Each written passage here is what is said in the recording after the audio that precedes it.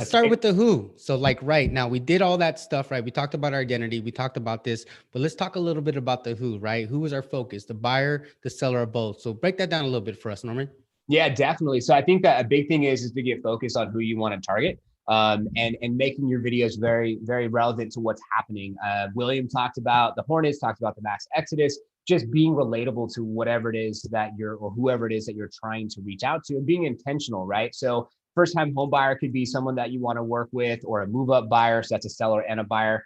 Sellers right now that are really good to focus on, especially if you're in California, is going to be empty nesters. I mean, it's not maybe the prettiest demographic to work with. Maybe you want to work with someone your same age or what have you, but Prop 19 is huge to defer taxes.